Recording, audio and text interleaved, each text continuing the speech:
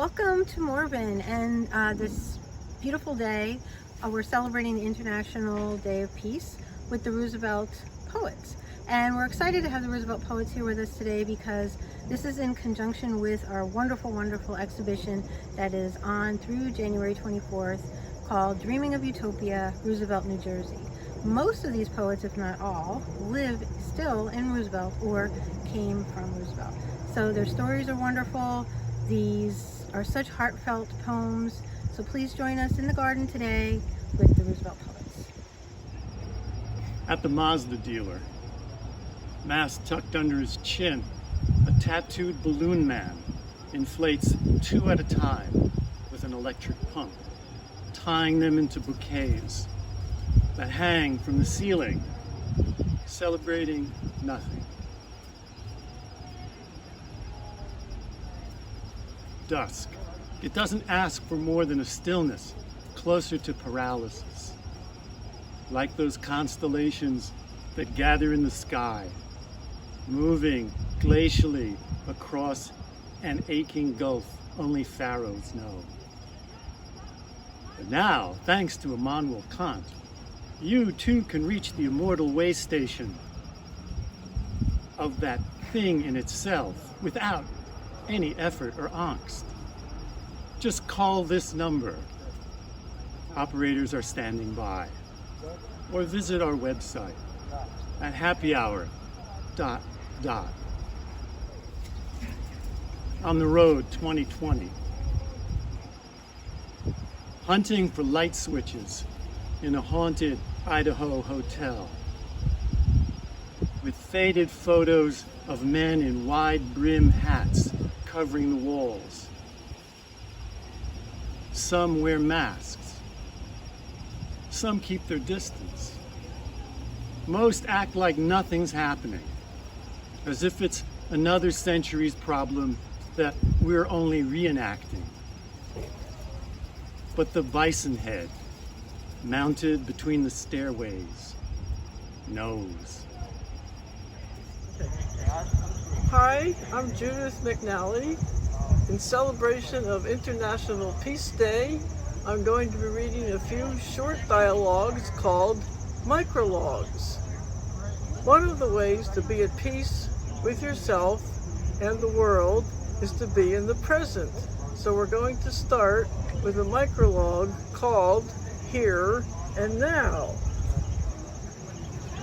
When do you lose the present moment? The present moment? Yes. What distracts you? How would I know if I was in the present? Nothing would be distracting you. From what? From the present. But how would I know? You'd be focused. On what? The here and now. This conversation, for instance. Yes. Unless your mind is wandering as we speak. Then wherever it wanders to is the present. No. If I'm thinking I have to buy cat food, then that's my focus. That's my present moment. But the conversation isn't about cat food. It is now. The cat food is a distraction. From what? From the question about what distracts you. That's the present moment for you. Why do I have to be in your present moment instead of you being in mine? Well, for starters, I don't have a cat.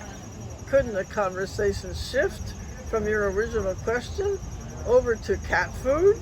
Shifting and wandering are two different things. It's still one person controlling what the conversation is about. Well, it's sort of a contract that two people enter into when they have a conversation, that they're going to talk about the same thing.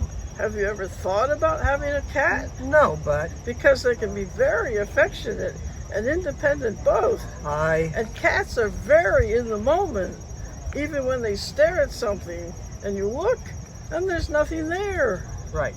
So even cats can get distracted unless they're hunting. Then the focus is absolute. Maybe I should be having this conversation with your cat. Maybe when he wakes up. The second microlog is called The Other Box. What's in that box there? Which box? That one. Oh, That one. Yes. What's in it? You want to know what's in it.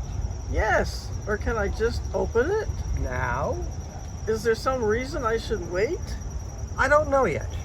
What is it you don't know? Whether you're the one to open the box.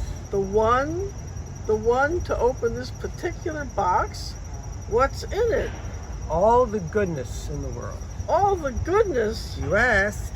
You mean this box is the exact opposite of Pandora's box with all the evil in it? You asked. So why are you waiting to open it? You could stop all the wars and all the famine and sickness Hold your horses. Why? How could you? We haven't found any one person who can handle the responsibility. What about Gandhi? Or Martin Luther King? Or Madame Curie? Or Louis Armstrong? They're all dead. I see. Are you still interested in the position? Can I get back to you? The third and last microlog we'll be reading is called Letting Go. The best way to let go of something is to let go of it. Just like that. Yes, Over how long a period of time? it depends. How long? Oh, days, months, years, or an instant. Instant. How do you get to that? Years.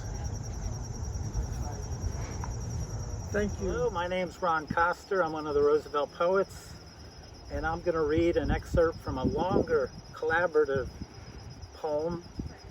This excerpt, the two collaborators on this excerpt are my friends and fellow writers Ben Johnson and John Traficani, and the poem is called During the Plague. During the time of the plague, I was both relaxed and terrified. It was like living in Amish country, except there were cars in the driveway but nowhere to go. During the time of the pandemic, a dogwood I planted many years ago, whose limbs reached my living room window, bloomed the whitest white I have ever seen, and now having time to do more than glance, I stare and stare at that whiteness and think of Melville's chapter entitled The Whiteness of the Whale. I wore two different colored masks, white and black. During plague, I developed a new affection for cherries and cauliflower, and I learned how to say, hasta ahora acuarela es mi preferida palabra español, porque el sonido, though not very well. During the time of the shutdown, the rich got richer, the poor sank further, and the rest of us hung on. Walmart and Amazon morphed into Ahab's great white whale and gobbled up schools of smaller fish. During the plague, men wearing masks walked into banks with impunity. Sometimes I smelled fear, and it frightened me. Some days during the plague, we ventured out in it, and others we stayed home and circled the wagons and waited for the cavalry that still hasn't come yet. And during the plague, the same wild turkey came into our backyard every morning for a week and spread his magnificent feathers and strutted around as if he were auditioning for a spot in the Mummers Day parade. During plague, I worked at perfecting a kind of plague dance, whereby every time my partner stepped forward, I took one step backwards. A woman working behind the cash register at Wawa asked me if the photograph on the front page of the Times was the New York Public Library. And when I said no, I think it's the Supreme Court building in DC, she said, the public library in New York is beautiful. There are so many lovely buildings in New York City. Yes, I said. Then both of us silently wondered when we would see them again. During plague, we took faded black and white photographs out of tattered shoeboxes and spread them on our living room floor and lingered over them and listened as each photograph told a story. I thought a lot about my childhood and about my children's childhoods and about my parents' Great Depression and World War II years. And I noticed that my handwriting is starting to look like my mother's. My mother, who paid me a visitation in the form of a brilliant red cardinal every day at 4:30 during the plague. And I remembered how my mother used to sit on the couch in our living room and study German with me, even though she didn't know German. In the time of plague, neighbors met by chance at the end of driveways and told stories that were similar to Seinfeld episodes, in that little or nothing happened, though most ended with punchlines that sent everybody home smiling. During plague, it didn't matter when we ate breakfast or dinner, or what we had at either, or whether we called dinner breakfast or breakfast dinner, or whether night was day or day was night. Time stretched out in front of us like a sheet of linoleum, rolling off an assembly line, or like the sea, a vast gray sea, in which there were no channel buoys or landmarks or other points of reference, only space and more space, stretching out in front of us as we drifted into a gray mist rising over a listless fleet of ghost ships. During the plague, we washed our hands as often and as ferociously as surgeons. Thank you. I'm David Herrstrom, Roosevelt Poet for many years. Thrilled to be in the garden setting. Given International Day of Peace, borders mean war. Peace means rethinking borders, like a hawk who knows no borders. Well, coffee knows no borders. Ode to coffee. Sun rust, umber morning, amigo mio. I carry you cupped in my hands like a warm, eager, brown-feathered creature. Color of the wide, slow river, sliding from the rainforest, shades of manganese and topaz.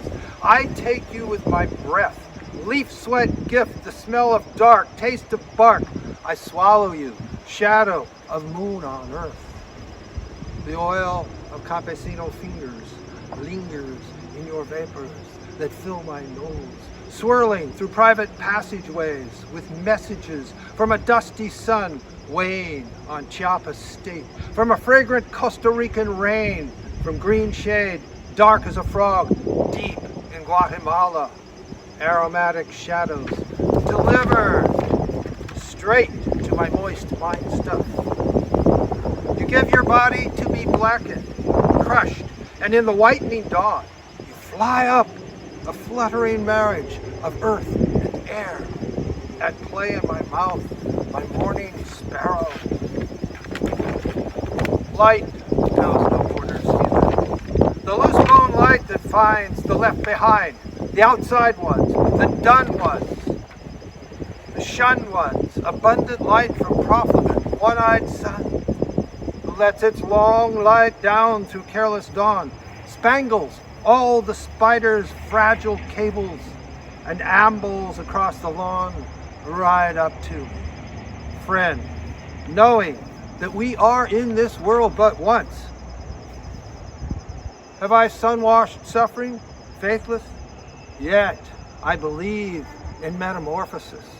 I take sun power, assume a bird's body, my breastbone, a wish, plague mask, feathers, cover me, my shoulder blades become sun wings. I soar, I descend, made of light my words touch, mamacita in our food line. her empanadas of honey light, forever filled. Ballad of Fulgencio Sosa Cortez. A fallen tree lies beside the fallen, Oaxacan. They shine on the lawn. They leave behind a fresh, honest fragrance like cut blood orange. The tree, meant to fall east, fell south on the head of the man. The cup of his skull spilled its dream of life, seeping into the perfect green made for the patron, sipping a coffee in his breakfast. The Oaxacan walked 3 days through desert to the north, guided by a promise, sly as a coyote, of streets paved in gold. Packed in a basement with 50 others, like kernels of maize on a cob, the Oaxacan can't breathe. Then trucks, rolling ovens, hauled the load of men and blackness and dreams deep into north. No food, no water for 3 days. Then blinding white, the Oaxacan dropped where the tracks cross Maine. An endless street glitters. Espere, just wait, the trunker grunts, for a patron to drive by. The Oaxacan shines in the sun. Fulgencio Sosa Cortez, dreamer, like my father, drawn from Sweden to the Golden State. Ditcher, raker, the ceramic light of desire in your eyes, who laid out your green life on that suburban lawn. Who cut the humble lines binding your wife and hijos to you, your letters from a dead valley where they pretend you are not here. Like a tree leaning from the saw, caught by a chance gust, the Oaxacan cut down, wanting more life. Please, just don't tell me he died from the south. What a crime. I have no world left. Nada. What a crime. The north, silent.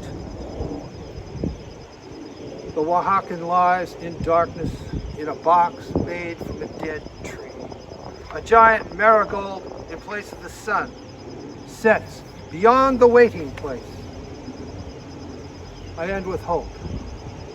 Tell those who are sunk down, those who know ending and ending without ending, those lost in the mirror of themselves. Tell them of the light beginning without end, light laying its hands on us, answering our anguish. I'm David Keller. Welcome to my garden. All I'll say about this poem is that my wife and I spent parts of 5 summers in Northern Ireland in the 90s, in the middle of the Troubles, and this is what came out of it. It's called For a Summer Night for Declan Long. At first, a bar like this one. Then you'd need chairs so people can invite friends to sit. So someone to design the chairs and to make them, plus people to sell lumber, the tools, and finally somebody to finish and sell the chairs. Not to mention distillers, bottle and label makers, a number of farmers, some engineering, printers, plumbers, and all the wood and metal for the bar. With this much to set up, on a slow night, even God might want a drink, out of fatigue or satisfaction, and to relax in peace. Everyone says the world's turned out badly, something to do with rotten luck, a sense of being overlooked, owed more, the loud words starting in a corner that frighten us. Someone draws a chair closer or looks to one side, afraid the anger will include him. Take a former student in Belfast, beaten when he knocked on a door to ask directions. I heard only that some fingers and his face were broken, perhaps the brick row houses, each with its enameled door ready for a funeral wreath, made the boy, just 20, forget what things have come to between us. He was not a student I knew well. Even so, I refused hearing more details, afraid to know if he cried out or what the pain was like to relive in my dreams. I wanted something, the look of the street just before he turned the corner, something that might take away or explain my hesitation even to enter here after work. On a night like this, any of us might want a beer, and someplace there is a sense of belonging where we will not recognize ourselves. After all the cruelty, the loss of the day's last good nerve, and the children fallen into sleep as into a strange forest, we sit together for a time and get warm. It will not work, it will not. And the window you could see out of to some trees, or perhaps the old barrels in the dooryard, has been covered over with soot and the sense of ourselves that's come out of fear or aggression. The person you've turned out to be, have always been, it seems now, out of fear or aggression, was not who you thought. Turned, pinched, mean, who used to be nice. This is what we've ruined, the easy tone you could make out through the haze of people talking with one another.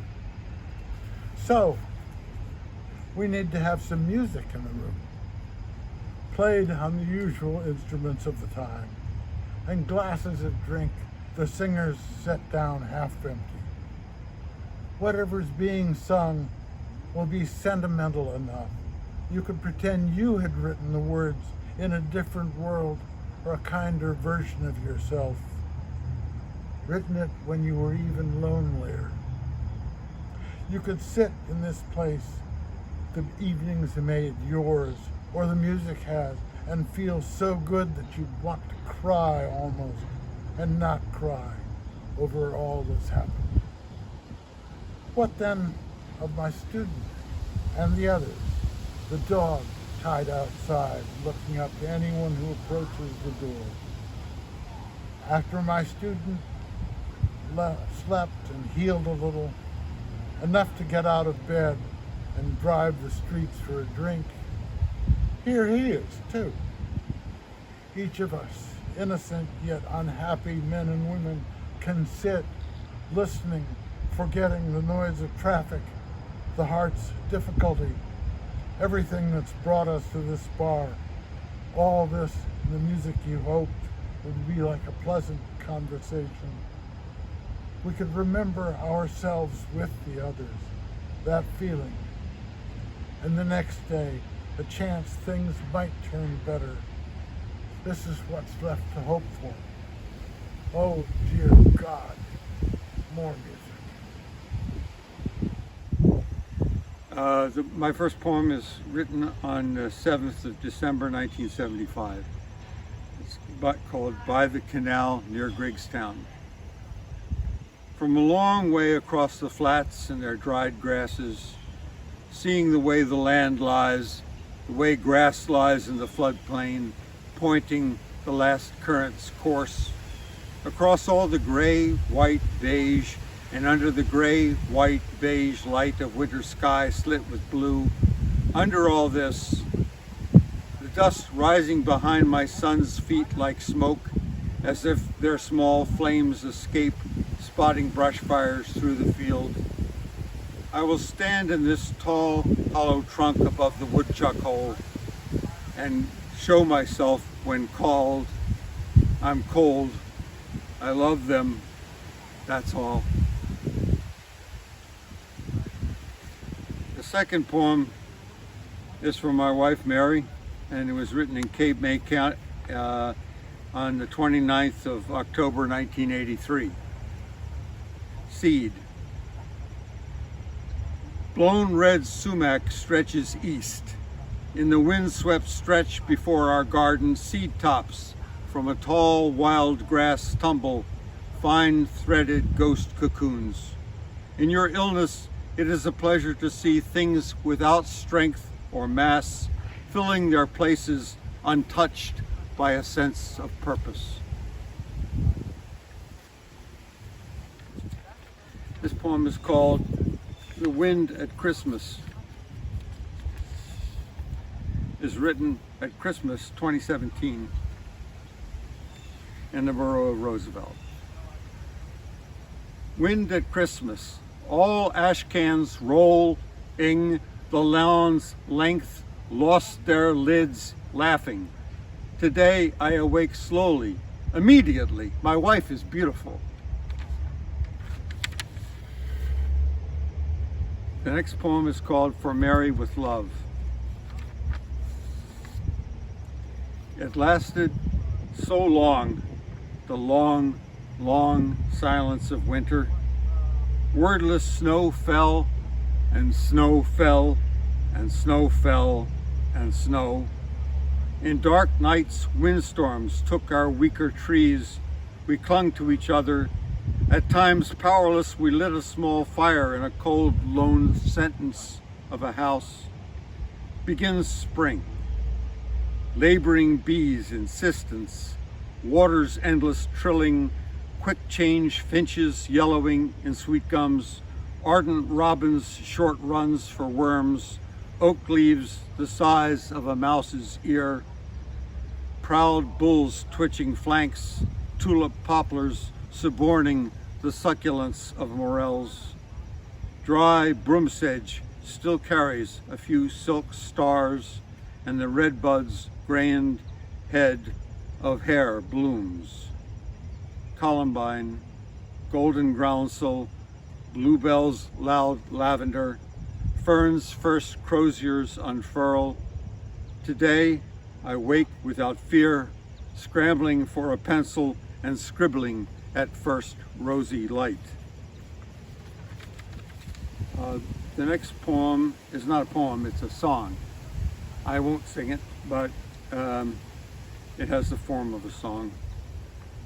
Woke up this morning with my head in the ground, dark and cool and roots all around. No problems in sight, no panic, no mess. Flew out of the window in my sleep, I guess, hiding with the big birds. Too many channels, the message is garbled, getting too old, lost too many marbles. Fear of flying and panic attacks, fear of payments and pavements and unpaid tax, running with the plumed ones. Too many numbers, can't keep them straight. Phone number, social, car license, and date. Watch your salt, count your carbs, keep off the weight. What's that? I can't hear you, something I ate. Get yourself your own hole, go poke your head. Woke up this morning with my head in the ground, dark and cool and roots all around. No problems in sight, no panic, no mess. Flew out the window in my sleep, I guess. The next poem is called Error. The crow again. Every winter I see him early on my way to work, rowing crystal air at zero with tiny slow turns at the tips of his wings. His eye intent no matter where he glanceth. Every year I want this of him, the smallest bit of the least particle of God to be known once, like a stone or pain. How grass prepares. Though utterly ignored, there are a million tiny bells, splendid, unseen flowers of innocent and abiding grass. This poem is called In the Midst of Reading Wang Wei. If it's not obvious, a lot of my poems are influenced by Chinese and Japanese poetry.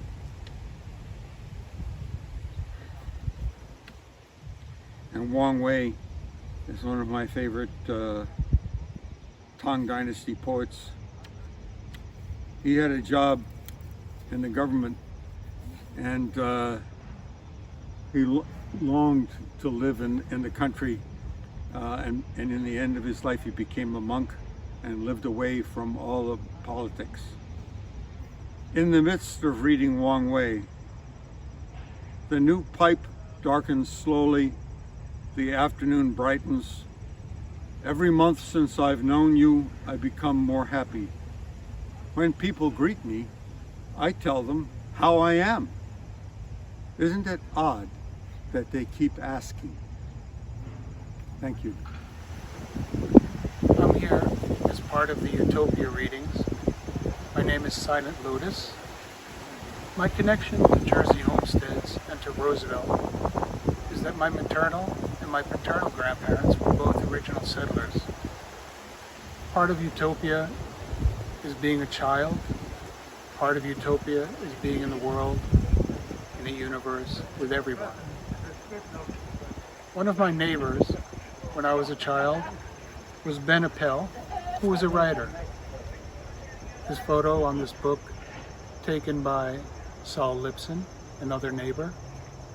And he wrote this book with gratitude to the Roscoms because he sat in their studio when he was writing. So I'm going to begin with just a short passage from his book to sort of help commemorate the feeling of utopia that I had as a child, with the graciousness of having such neighbors. The sun was sinking way over behind the volcano in the Aleutians. That Shishaldin volcano, purple and far away. The little bay colored gold, the thinnest kind of gold. It was that beautiful that one of those notions you get in your head got in my head. How that bay was like some ballroom floor, some golden floor where angels might have danced.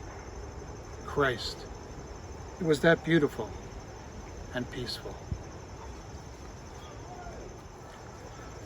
Also, as a bit of commemoration for so many lovely people in town that I've known over the years, we just sadly lost Johnny Shawn. So I add this poem thinking of Johnny. Feel the peace.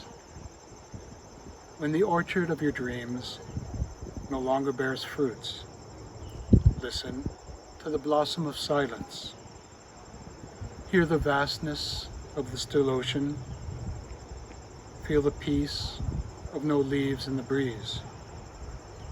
Touch the freedom of no illusions, and see that your signature reveals not a face or a name, as the climax lacks thunder, for divine light is gentle, and the silence is pure. As far as from, sky, a skin of cumulus, seagulls as quiet as salamanders, and as far from the week's end as to beginning. Residency. The rhythm of the rain of my past, as tender as the sun's rise today. The vortex. It could have been the birth of a woman's no-man land, yet instead it was light. She never left thoughts, always returned from a pause. Parlance. We didn't want to weather winter without walnuts, or wheels from a freight train imitate lullaby. Often the voices were as wise as the wisdoms from the sidewalk. Confluence. In the absence of expectation, clouds were never heavier than a snowflake, and contentment bedrock. I turned to listen, so she would not be talking only to herself.